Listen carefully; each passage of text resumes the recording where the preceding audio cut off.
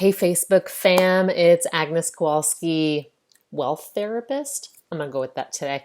Today is the first day of school, back to school here on the East Coast, and we're going to go back to school today too. I have a case study I'm going to break down for you right now. So let's talk about my client who hit 100K in the last 8 months, and how that happened and how you can replicate those results. And what happened in the case study. So I want to preface this by saying these are extraordinary results. They are exceptional results. You shouldn't be measuring yourself against these results, but look at what happened for her to get there, okay? And look at where you are on your journey and what mindset shifts would need to happen for you to hit 100K in your business, for example. So she is in an industry that's super saturated, women's health and wellness, exercise specifically, very saturated market. She has a $200 info product or less than $200 info product. And she started out with, I don't know, maybe 500, maybe 1,000 people in her group. She's now like hovering just over 2,000. So 2,000 people in her group using her emailing list, and has just passed 100K sales for that product. So here's the breakdown. She came into this online ball game with wealth consciousness. Most of us are not coming into this with wealth consciousness, myself included. Most of us are coming from poverty consciousness, which is why it's a big leap. It can be a longer leap, a harder leap, and a more tumultuous leap if you're not coming with the wealth consciousness to begin with, okay? She knew she had the ability to make money. She was thought of herself as a wealthy person to begin with. Okay, so that's part of the mindset that may be different for you at this point. And if that's something you're working on, I have something for you at the end of this video. So the first part is she came into this with wealth consciousness. Her business hadn't made money yet, but she had wealth consciousness. Okay. She had been in the online space for about 2 years, and then in January, things really shifted. She got really niche down. She found her sweet spot. So she's a person who has wealth consciousness, perpetually open to receive. There's virtually no pressure to make money. So everything was an experiment. Everything was, let's see if this works. Let's see if this works. Let's see if this works. And in 3 years, she hadn't decided to like fold.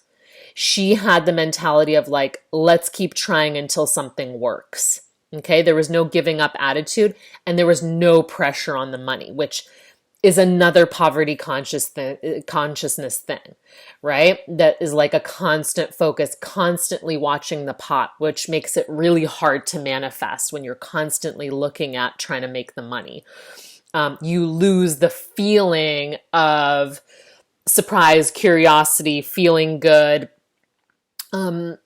and just generally vibrating high and feeling really good because you're too focused on the money.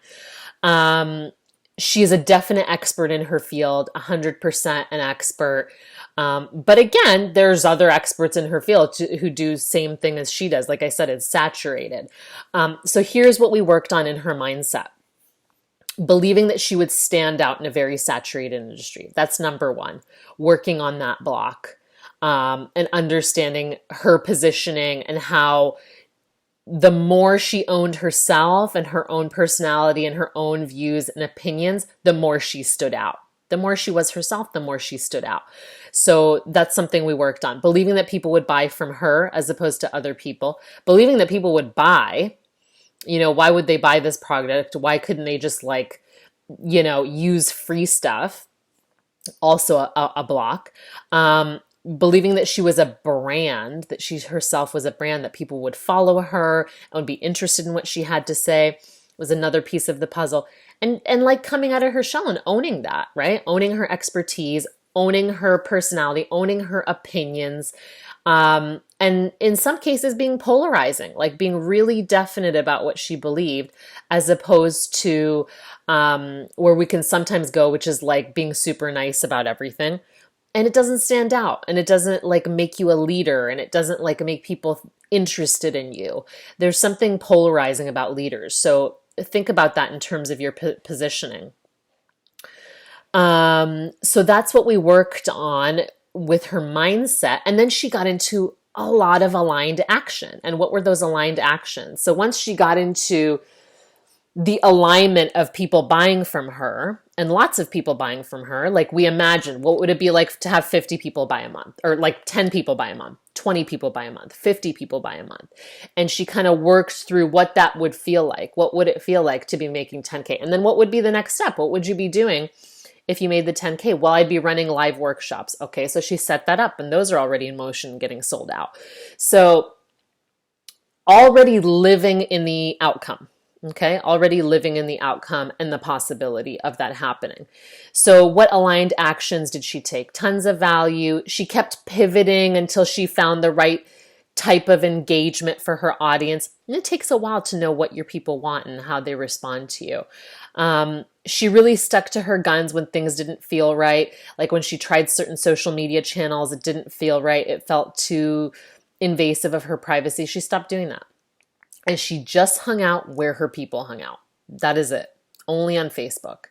Like I had said before, she really positioned herself as someone with an opinion, and a strong opinion about women, about exercise, about their bodies.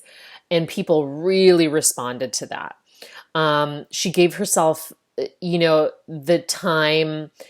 She gave of herself, right? She gave of herself selflessly, time and time and time and time and time again.